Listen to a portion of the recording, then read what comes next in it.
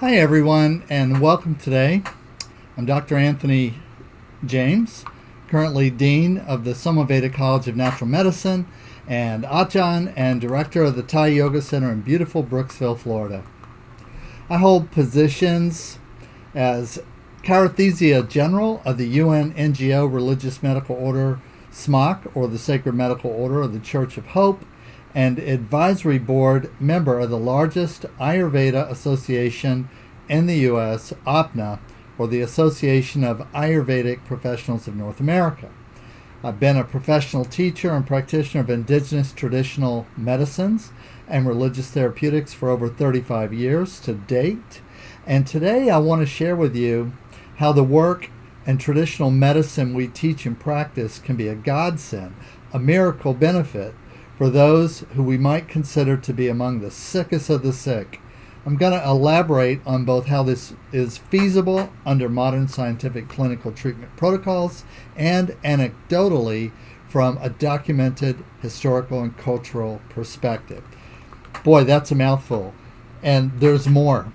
The title of this lecture, which I originally gave in an international alternative medical conference on cancer and alternative medicine in Nevis West Indies, June of 2018, is actually titled Indigenous Traditional Medicinal Therapies as Cancer Palliation or Cancer Complication, Remediation, and Palliative Support for Cachexia. Let's say it one more time. Indigenous Traditional Medicinal Therapies as Cancer Complication, Remediation, and Palliative Support for Cachexia.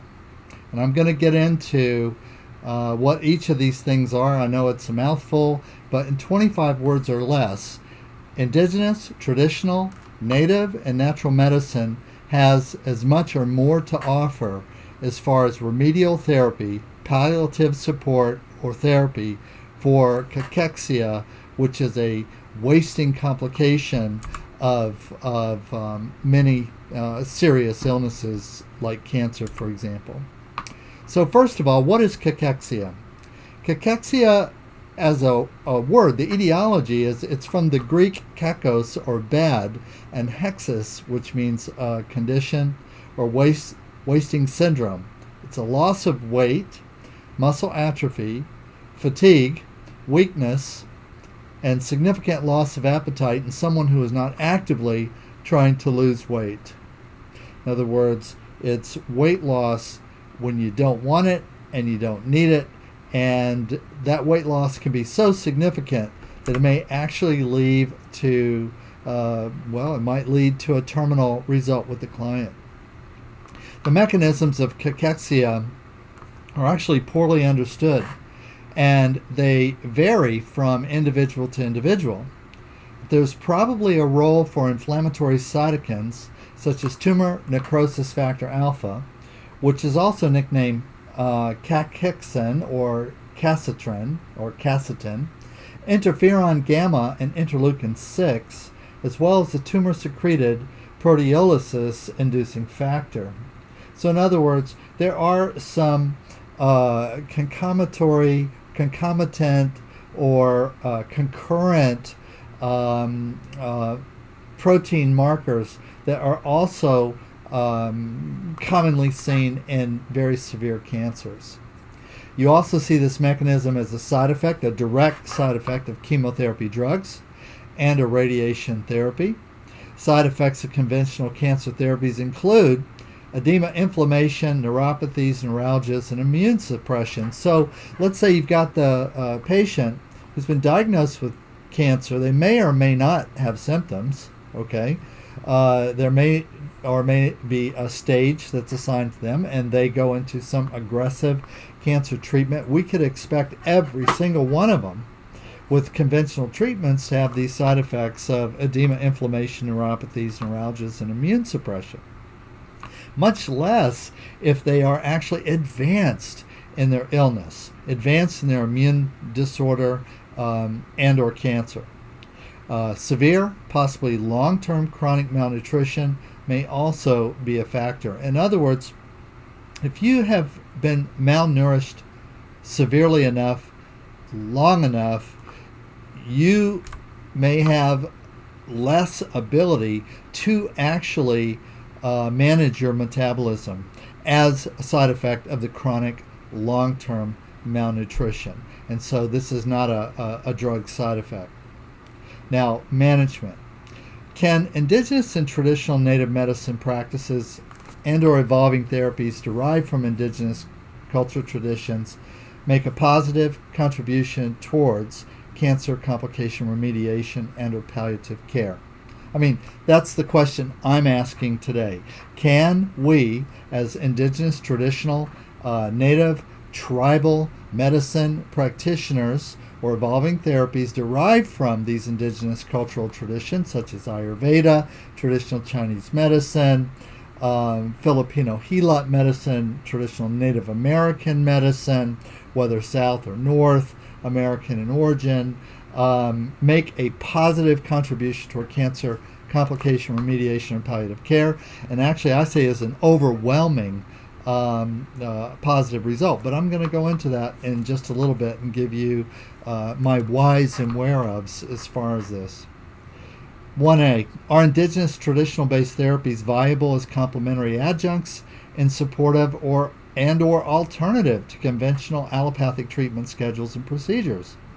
And if they are, 2, what may be the conditions or complications that have the potential for the strongest possible remediation, palliation outcomes? So we can actually enter this scenario, enter this arena of cancer care, palliative care, exclusively as a standalone therapeutic protocols that are indigenous based, or can what we do be viable complementary adjuncts, as in complementary and alternative medical adjuncts in support of or alternative to conventional allopathic treatment schedules?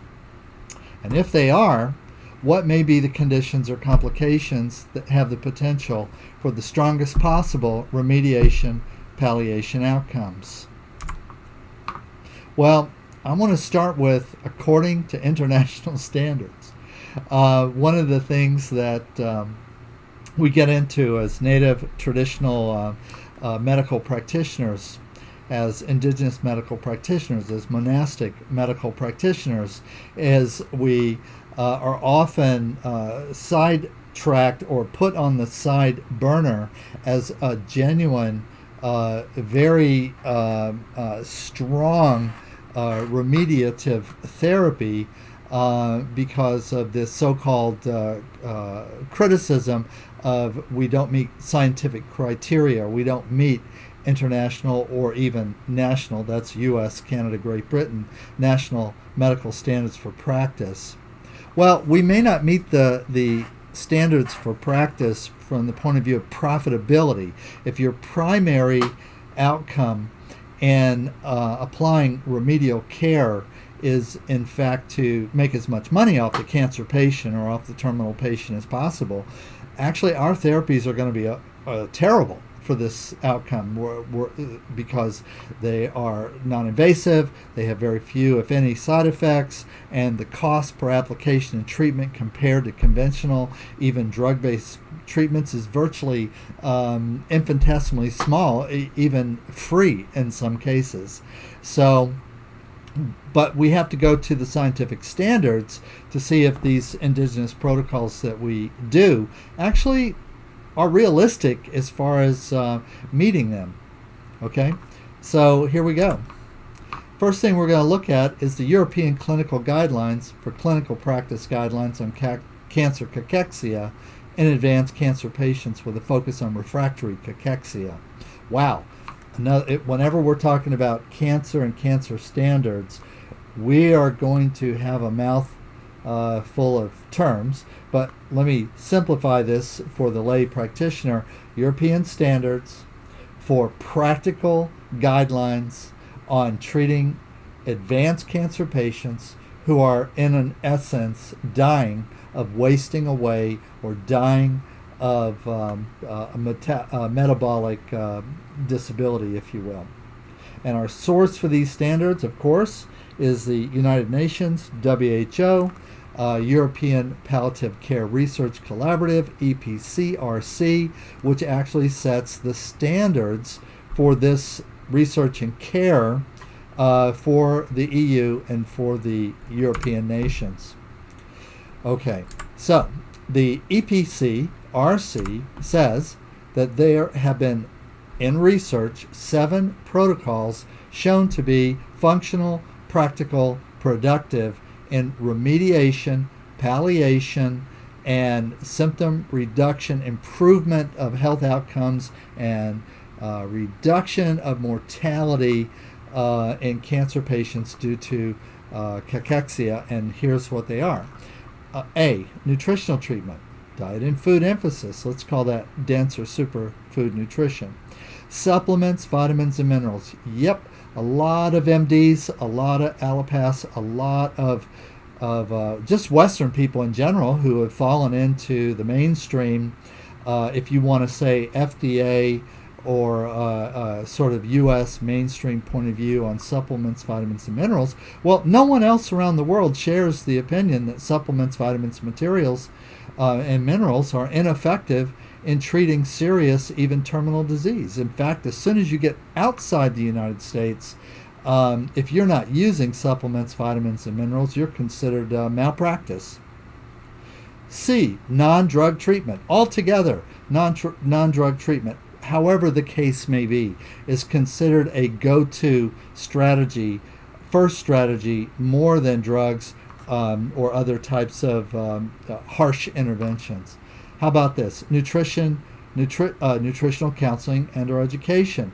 Believe it or not, that your ability to eat the right kinds of foods in the sufficient variety and quantity, freshness and so on, in order to meet severe metabolic necessity is based on your knowledge, your education, your personal awareness of first of all, that this is possible, B, the importance of it, and C, the strategies to acquire this nutrition, obtain it, prepare it, eat it, and so on. And then this has an effect on your emotions also. E, psychotherapeutic interventions. So European research has shown that cachexia, in spite of the cytokines and the cancer protein markers and so on and so forth, that cachexia may in fact have a mental and emotional component, which, if that psychological, mental, emotional component is adequately and addressed directly and effectively enough, that in fact that alone can lead to much better outcomes for the patient. Physical training or other physical interventions. Oh, yeah, exercise. Believe it or not, yep, terminal cancer patients need to exercise. I know if you are one, that's the last thing in the world you want to be doing is working out. But the truth of the matter is that staying active is a way of showing your body, mind, and spirit that you're not ready to go yet. And just that alone can increase your potential outcomes for remediation, for remissions, for reduction of pain, increase in mobility management, attitude, capacity for life expression, and so on. G, cannabinoids. Controversial in the United States. Guess what? Not controversial everywhere else. Go figure. Cannabinoids have been shown to be effective in many studies, even going back to the 70s, for cancer symptoms, especially for cachexia. And we're talking about both CBD and THC derived cannabinoids. In indigenous traditional medicine, of course, cannabis, marijuana, derivatives from every part of the plant, from the root to the stem, to the leaves and flowers, to the buds, extracts, whole plant juice, dried, added as adjunct, and as medicants to more complex remedies. This has actually been something that we've done for thousands of years. It's well documented. H, omega fatty 3 acids, ZFEs, including eicosapentaenoic acid, eicosapentaenoic acid, EPA. Let's just say EPA, okay? Let's just say essential fatty acids. Let's just say good fats. Let's just say it's that 14 pounds of good fat that an average person wants to take in every 3 or 4 months in a healthy diet, much less if you are suffering from a catastrophic cancer or immune disorder. And then multi-model therapy. It's just been shown in research that single therapy models are less effective or in some cases not effective at all in treating the cachexia. Now, indigenous medicine-based protocols, therapies and protocols offer equivalent therapeutic outcomes for cachexia as recommended in the European Clinical Guidelines for Clinical Practice Guidelines on Cancer Cachexia in Advanced Cancer Patients with a focus on refractory cachexia, quote unquote. Okay? And first of all, what are indigenous traditional therapies? Well, we start with our primary therapy, which is traditional Thai yoga therapy. Our system is called SomaVeda Thai yoga therapy, or traditional Thai massage. And I want to point out emphatically is that this indigenous traditional medicine protocol, such as we practice, that they are in fact the equivalent or better than standard clinical or allopathic protocols currently in place. I include our SomaVeda Integrated Traditional Therapies, Thai Yoga, as an indigenous-based traditional medicine protocol. And I'm going to go into more detail as to why we meet or exceed these standards in a few moments. At least I hope I'm going to be able to present you enough information to give you incentive to look further into this, or my hope of all hopes is that you would, as a result of this presentation, get the hit that you need to actually go into a cancer hospice. You need to not be afraid to work with cancer patients, terminal or otherwise, in doing your indigenous medicine-based protocols. Thai yoga therapy, this is what we're talking about. 1,000-year tradition of Ayurveda and Kaya Sakitsa, Marma Sakitsa, and what we would call complementary or holistic medicine as practiced the Thai way. Thai yoga's origins, it's indigenous Thai Ayurveda. It's based on classical Indian Ayurveda. Panchakarma Hatha Yoga, you can see, Theravada Buddhism, and so on. Let's say indigenous traditional Thai yoga or traditional Thai massage therapy, sometimes in Thailand called traditional Thai physical therapy or TPT, have complex origins historically. And these origins, which are ancient, are the developing factors, but also in the present time we have evolving characteristics in modern medical practice. The term Thai yoga therapy itself is slang for what the Thai people call Raksa Tangnuat Pamboran Thai, or what is literally translated as the ancient or elder's way of healing with the hands. But just like we say in chirothesia, that chirothesia is basically defined as the hands extending the divine essence or the energy of healing, and not just the physical digits or the hands. I am the hand of God. In other words, God doesn't have hands. How does God implement manual therapy remediation for living people and situations in the world? Well, through us, not just through our hands, but through our way of life and through all of the faculties that we bring to bear. My mind is the hand of God. My heart is the hand of God. My emotions expressed in healing practices and love and compassion, joy and equanimity are the hand of God. And my digital, palmar, physical therapies, bone setting, toksin, panchakarma are also the hand of God. Our origins are in Buddhist medicine and psychology, including Buddhist Ayurveda. These are the original traditions from Taxila, Nalanda, passed down through us from our founder, Javaka Komarbaka. Our indigenous traditional and tribal traditions, tribal people being the Karen, Aka, Lahu, Lisu, Min, and Humong. Okay? And we are influenced by tribal traditions, and I'm going to go into that Thai yoga is also influenced by other Asian and Southeast Asian indigenous medicines, such as Tibetan, Unani, Southern Chinese Ama, Tuina, Cambodia, Kampuchea,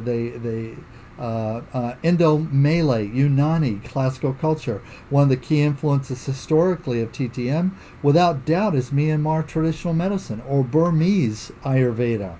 Evidence has been found which has the first use as far back as 600 BC. Large parts of Thailand were once ruled by Burma and vice versa. And we're also talking about the Mon and Khmer cultures. And we're also talking about the Javanese and Indonesian cultures, which carried the influences of Indian Ayurveda also to Thailand. So by various routes, look at this map of Thailand. You see it's a crossroads of Southeast Asia. See the geographic location of Thailand. Note that it is literally the hub or the center dominating the landscape, squarely situated between India, Myanmar or Burma to the west, and Vietnam, Cambodia to the east, Laos and China to the north, Malaysia, Indonesia to the south. And these regions unified by the Mekong and Chao Phraya river systems, which traditionally brought immigration and trade from Tibet and India, respectively. Thailand is and always has been a great crossroads. Thai culture for thousands of years has been a true melting pot of indigenous culture and medicine practices, and is fundamentally an original source of diversity in natural medicine in all categories to the present day. And here's something that is emphasis. Indigenous classical Ayurveda, Thai yoga, traditional Thai massage contains the following areas of emphasis in therapeutic modalities. Now keep remembering that we're relating these to the European standards for cancer palliation care for cachexia. All right, number one, we're sophisticated and refined manual, physio, and body-centric hands-on interventions. Two, we're nutritional and our dietary strategies based on classical Indian and Thai Ayurveda. 3. Somato-psychological, mental, and emotional support with a nurturing counseling model. We actually practice emotional, psychological, and mental counseling with various strategies. We use the Buddhist psychological mental health strategies from the Theravada Buddhist tradition. We utilize somato-emotional tapping, which is in the ancient Thai Ayurveda tradition, especially of the Korat Thai monastic tradition. We also do spiritual counseling. Many of us, like myself, for example, are ordained ministers and or priests and or medicine men and women, and we believe that spiritual counseling is actually one of the most important things that you can do, regardless of the name or the description or the definition or the symptoms of any disorder that you might be addressing at any particular time. If nothing else, you can do the spiritual healing. If nothing else. And there's a percentage of clients, it could be as high as 10 or 11%, that with no other therapy other than the spiritual interventionary therapies, whether they are in counseling or whether they're in ceremony and ritual, that they will go into remission, that they will have a reduction in pain and suffering, they will have an enhancement and an enhanced ability to express and to live life for however long they're going to be alive. We are masters of hands-on interventions. We're not inventing this wheel. We've been actually laying hands and doing manipulation, energy balancing for every conceivable type of circulation, of every conceivable type of deficiency or toxicity of excess of fluid or ischemia or inflammation or edema or toxins stored in the organs or the tissues or the energy lines, which in Thai we call sen lines and meridians. This is our tradition for thousands of years, okay? Thai yoga therapy incorporates elements of mindfulness, gentle rocking, positional posture release, structural release, facilitated natural range of motion, focused deep breathing, psycho-emotional, somatic, and proprioceptive emphasis. How could this not meet the manual guidelines that are referenced in the European standards? After all, we are the masters. The modern Western hands-on therapists, many of these therapies and these therapeutic approaches in modern Western medicine, even massage therapy, we have living teachers in our tradition that are older than these schools of medicine, of manual therapies, for example, physical therapy, massage therapy. Sen, or energy line balancing. Energy lines are lines of stress. Transsubcutaneous muscle channels, or TSMs, fascia, connective tissue planes, or lymphatic pathways.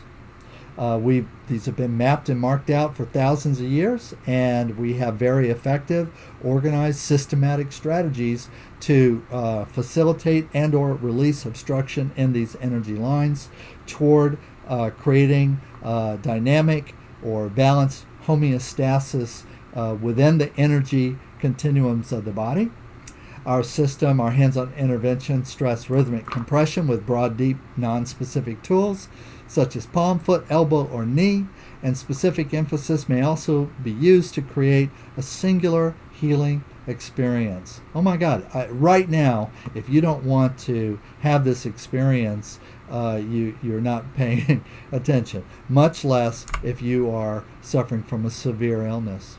We have an osteo or skeletal emphasis. This includes bending the bones to stimulate the production of osteoblasts.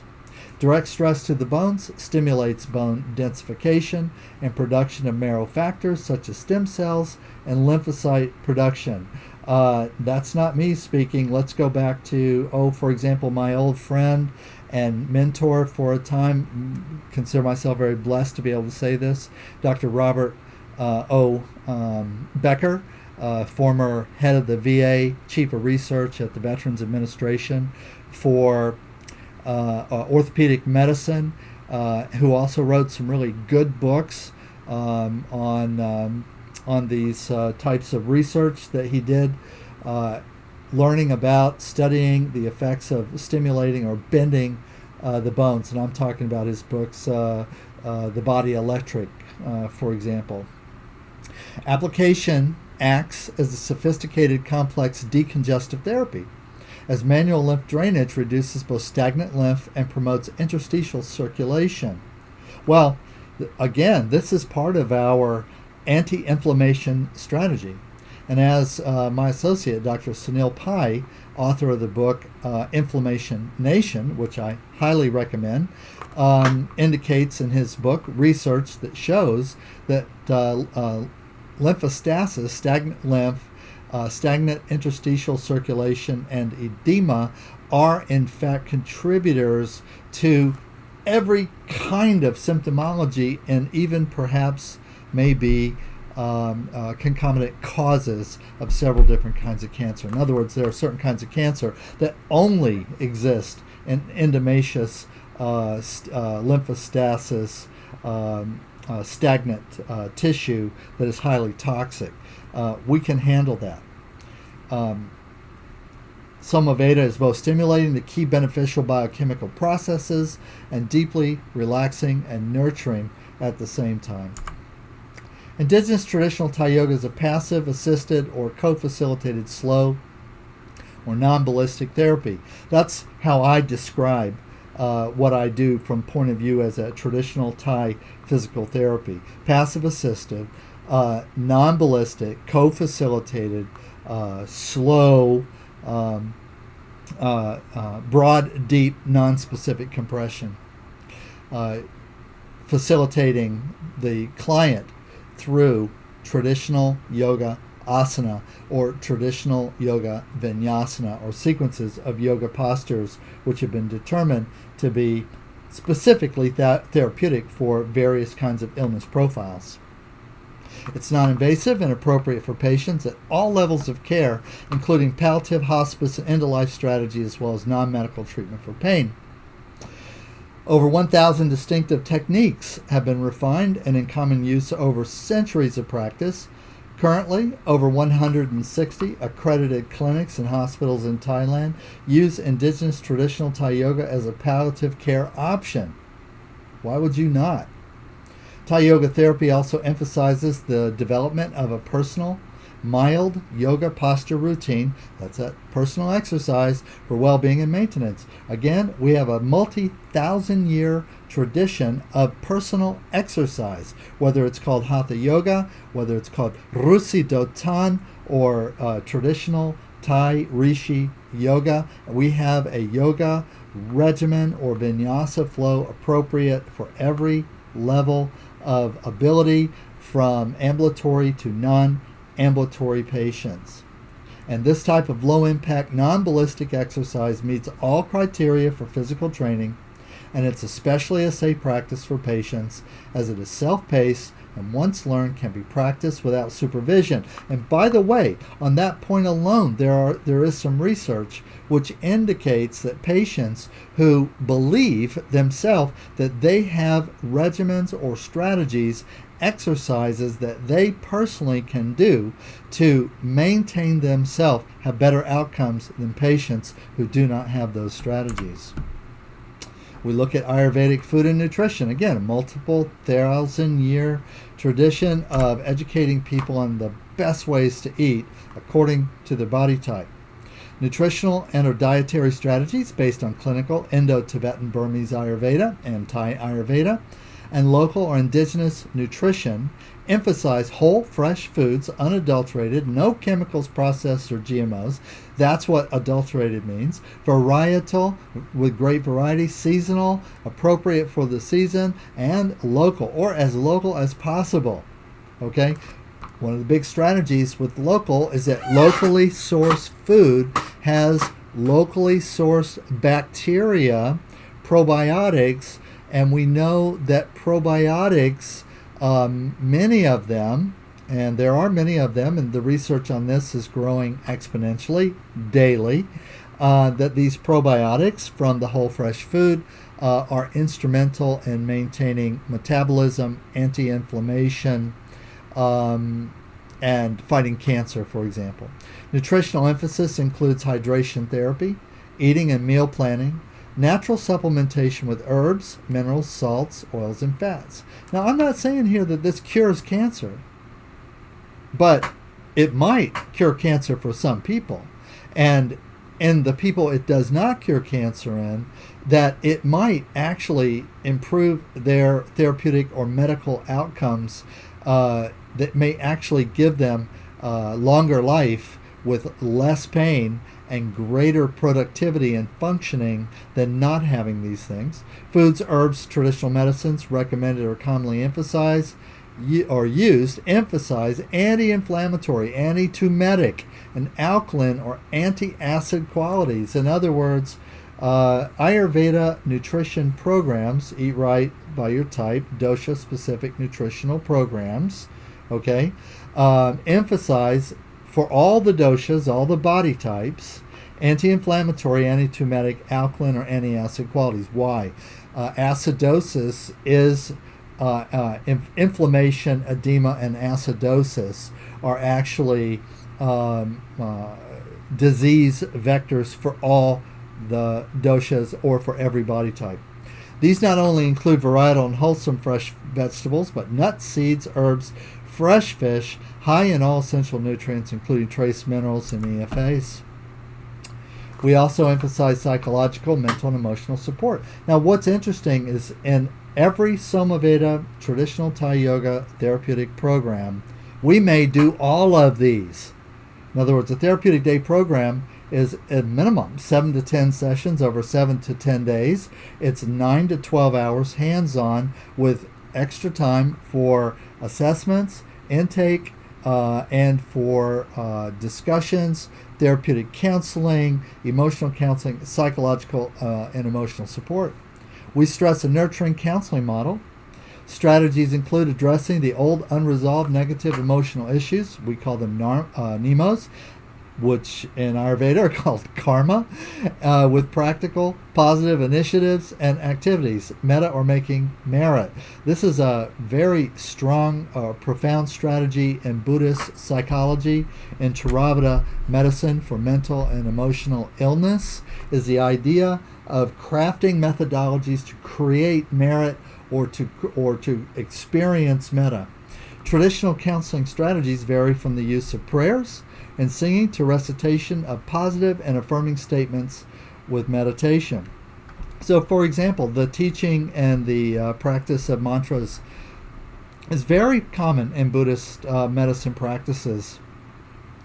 Mantras are a way of focusing the mind, whether that's a mantra like the Om Namo Shivago mantra of our tradition or the Lord's Prayer of other traditions.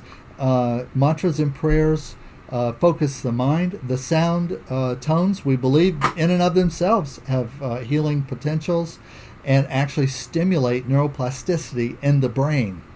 Think neuro-emotional and or neurophysical integration strategies. Think neuroplastic emotional, neuroplastic physical, neurological physical integration strategies. We're on it. Spiritual counseling varies according to specific individual beliefs and needs.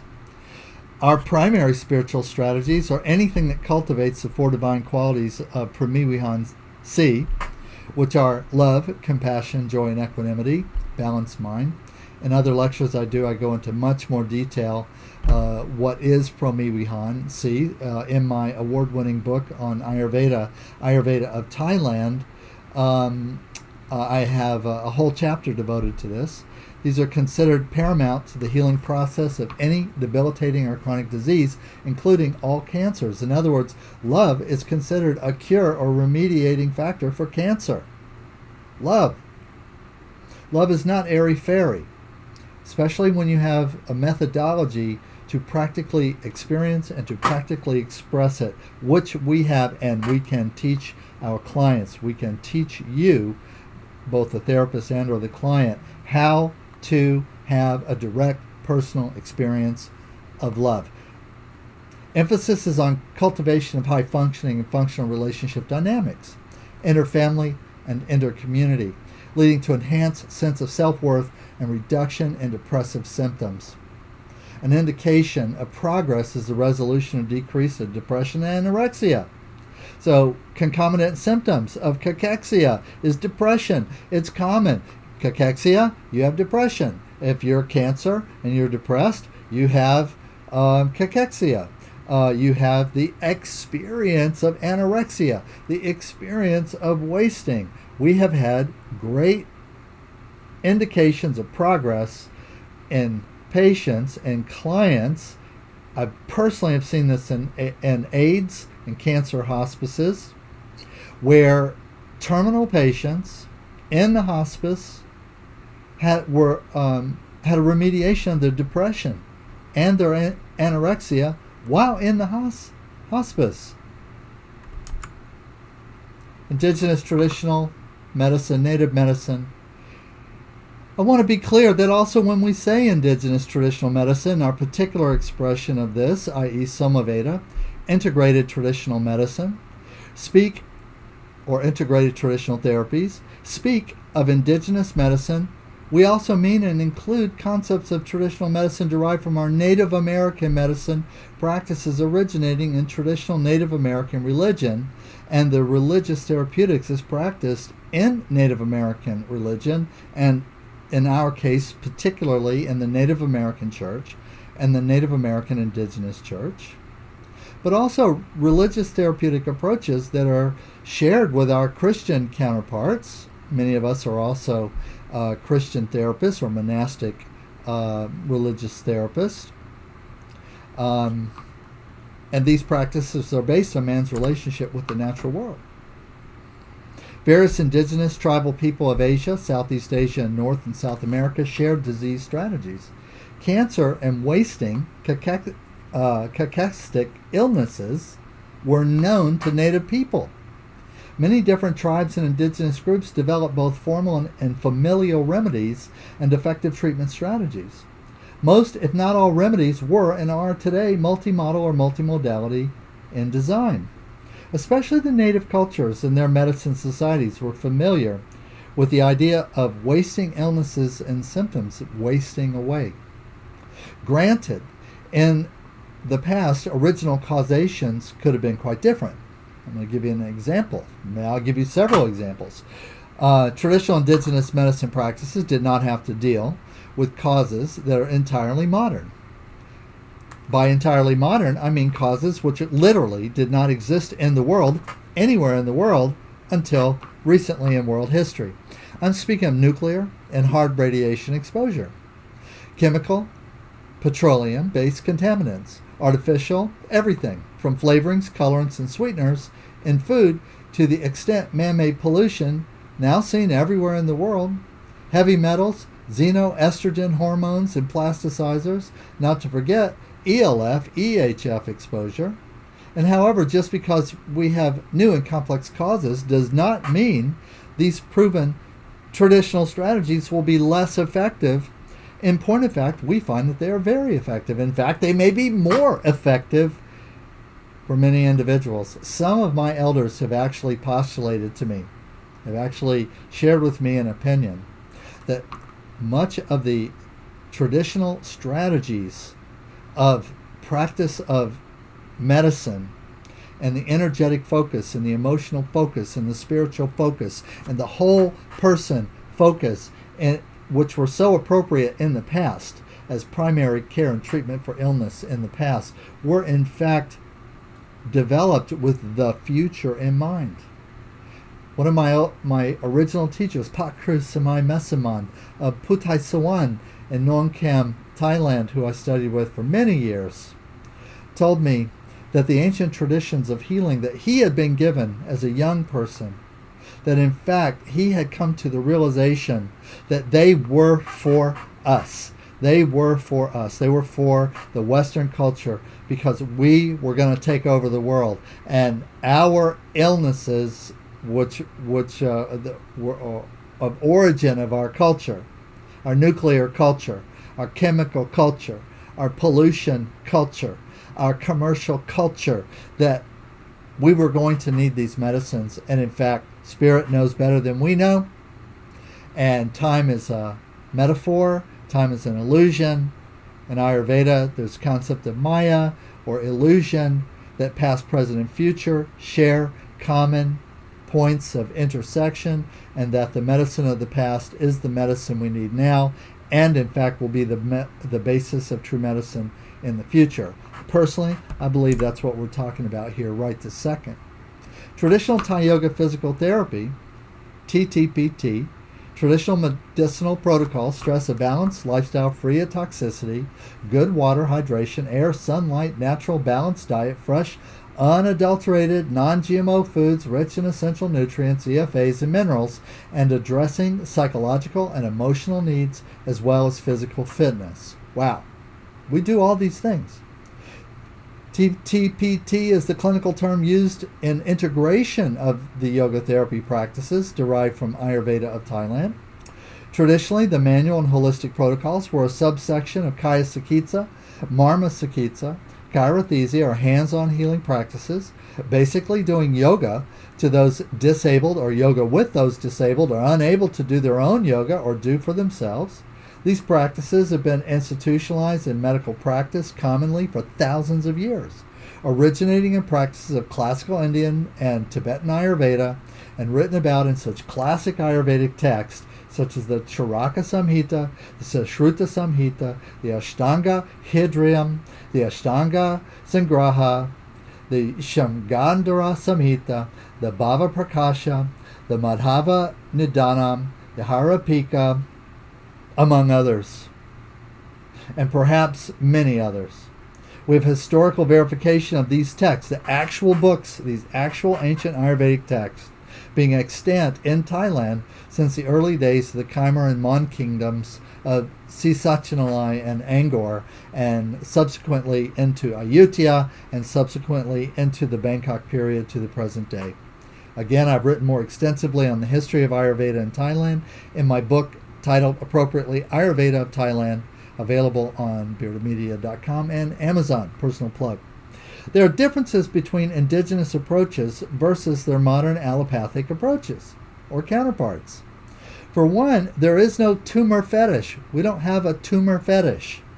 An obsession with the physical manifestation of the cancer, promoting the idea that if the tumor symptom is removed, or eliminated, that is the same thing as the curing of the cancer. The indigenous practitioner sees the symptom, i.e. the tumor, as only one aspect of the illness or imbalance, and possibly not even the most important one. The most important thing to us is that the client, no matter what their diagnosis, the primary outcome is not necessarily a disease-free life, as this is considered unrealistic, but an optimum life where qualities of love, compassion, joy, and balanced mind and soul are in harmony with the world that you, or the world that the client finds himself in, regardless what their physical health, physical conditions, symptomologies, pathologies may in fact look like or not look like. Additional benefits of indigenous traditional medicine include non-standard, non-medical treatments for pain, inflammation, and infection, including the use of psychogenic and non-psychogenic plants, herbs, fungi such as cannabis derivatives, holy basil, Puria mirifica, or Kwao Krua in Thai, among others, have been used for centuries in treatment of cancer, tumors, and accompanying issues. For example, what if your cancer patient is also in menopause? So you'd want to be able to bring an herbal remedy to them that would not complicate their cancer treatment. The reality is one of the major contributions to patients wasting is simply that they feel awful. When you look at both the primary and secondary issues directly attributable to their illness, and then to the litany, the long list of negative side effects of the chemical, surgical, and radiological treatments they may be undergoing in the life terrain of relationship, job, socialization, and personal expression, or the inability to have relationship, job, socialization, and personal expression, well, it's no wonder they waste. It's no wonder they're depressed. It's no wonder they're anxious. The traditional therapeutic protocols always look at the issue of the individual in the context of a whole life experience, and the recommendations and actual therapeutic emphasis is based on that observation. Indigenous medicine, Ayurveda, Native American medicine has, from the earliest recorded or documented history, in some way or fashion incorporated the use of what we call ethnogens or entheogens, psychogenic, psychotropic plants and substances from the original Soma of Ayurveda, the peyote of North and South America, ayahuasca of South and Central America, mushrooms like psilocybin, vines and weeds, San Pedro cactus, rape, ibogaine, etc., all used as legitimate and productive functional adjuncts to lifestyle and physical medicine protocols. Many of this used from a more of a spiritual or shamanic type of focus, where the client is assisted to journey inward to look and to discover and to come to terms with what the illness really means to them and their expression of life right now, and how we help them get there. This has been an emphasis that we, as indigenous, tribal, traditional people, have always believed was important for sick people. Now, we believe it's important for well people too, but we believe it's more important for sick people. Medicinal use of cannabis and or derivatives, concentrates, extracts, especially those with high CBD content, are being looked at favorably by medical research worldwide. Guess what? We've been doing this for centuries. In North America, for example, we have the Tuscarora tribe of upstate New York. Tuscarora means hemp gatherers. Literally, their tribal medicine has always been associated with the cannabis plant and ceremonial, ritual, and medicinal use of cannabis. This is now sweeping the country and the United States. Finally, the U.S. is coming to terms with what the rest of the world has known for centuries, and which has been scientifically validated in Europe since the 70s, starting with fundamental research which was done in Israel, an Israeli Institute of Medical Sciences in the 1970s. Classic Ayurveda uses and recommends many palliative therapies incorporating some derivative of cannabis. The earliest known verifiable reference to cannabis as a medicine for cachexia, or for wasting disease, is in the Vagasana, a compendium of the essence of medicine, the Chitta Sarangasa Graha, by the Bengali author Vangasana, between 1050 and 1100 BC. There's hundreds of traditional or classic Ayurvedic medicines and complex or compendium type of medicines that use one or more parts of the cannabis. And again, every part of the plant is used or prepared in some way, fashion, or form according to its nature and according to the result that's known. I'm very happy to say that there are many states in the U.S. which we are now able to incorporate cannabis derivatives legally into our palliative cancer treatment. Other treatments as well. Benefits of integrative indigenous traditional therapies treatment adjuncts. Two categories of relevant benefits which meet the criteria to qualify under one or more of the 9 palliative therapies is listed in the European Clinical Guidelines for Clinical Practice Guidelines on Cancer Cachexia. One class is clinically researched, i.e. validated in clinical trials, and the other is traditional, historical, and anecdotal benefits. Okay? Now I'm going to say that clinical, supported by clinical trials, both in Thailand and around the world, or scientific papers, is that these therapies that we do, the protocols that we do, boost lymphocyte count by 11%, increase parasympathetic activity, decrease sympathetic activity, may reduce chemotherapy-inducing vomiting, improve cellular immunity in colorectal cancer patients receiving chemotherapy, reduces symptoms of anxiety, stress, and depression, boost immune system, helps increase resistance to infection. TTM, herbal remedies, proven to kill head and neck cancer. That's traditional Thai medicine. Proven, scientifically, to kill head and neck cancer. Effective lymphatic drainage modality, reducing and or eliminating static lymph, lymphodosis, lymphedema. Addresses nutritional and food issues. An increased nutrient motility may alleviate oxidative stress and improve antioxidant function. Significantly reduce chronic pain, particularly soft tissue, joint, back, low back, neck pain. Increase delta, reduce theta, alpha and beta wave brainwave activity, may improve mental, emotional, psychological, neuroemotional, and cognitive faculties.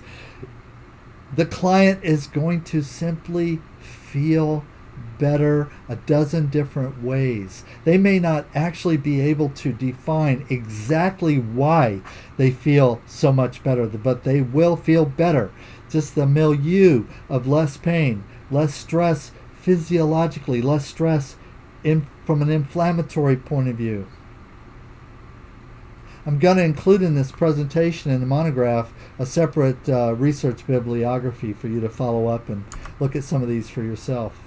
Then we have the anecdotal or traditional outcomes. These literally carved in stone. Not kidding, carved in stone in the walls of temples in Thailand and India, Sri Lanka, and so on. Increases happiness and a general sense of well-being for receivers and therapists and counselors alike. Anyone who's actually received our work at this point would go, oh, duh.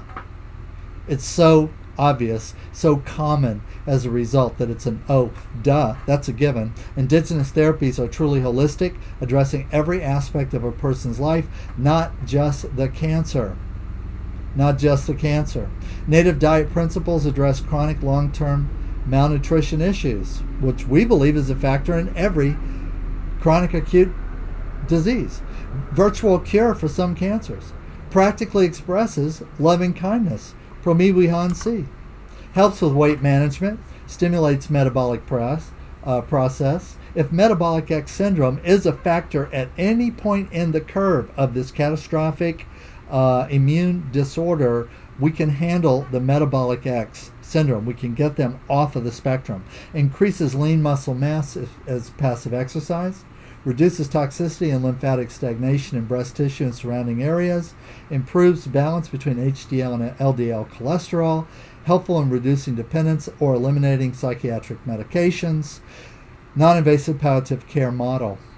Many of these are easily verifiable. If you're a clinician in your office, let's say, for example, if you can do, bioimpedance analysis or RJL Labs certified bioimpedance analysis or BIA test, you can do before, during, and after BIAs, okay, and you can actually see an improvement in phase angle over the course of 7 to 10 treatments. Sometimes you can see it after the first treatment. Okay, don't take my word for it. If you have access to the technology and you've got a way to run a BIA, get your cancer patient, get their permission, of course, hook them up. It's a real simple test that it takes longer to connect the client to the process leads and run the test than it does to actually run the test, and make your own observations. Okay. This is a non-invasive palliative care model.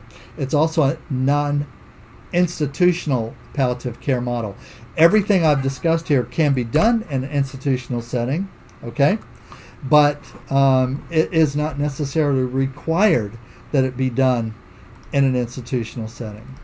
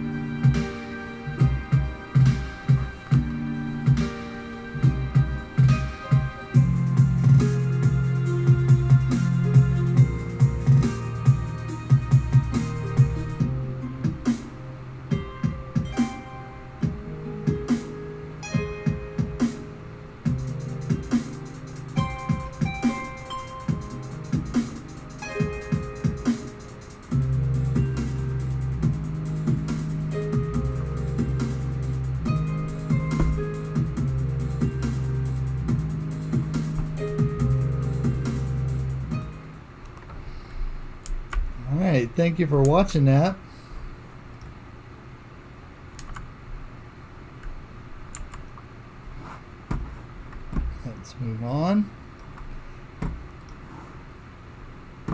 Making progress here.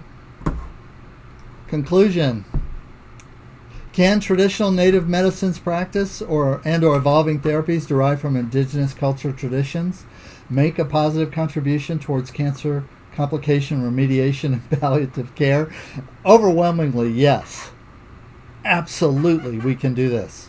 Indigenous and traditional-based therapies offer holistic, non-invasive, viable, and complementary adjuncts in support of and/or alternative to conventional allopathic treatment schedules and/or procedures for cachexia and other complication issues in cancer patients.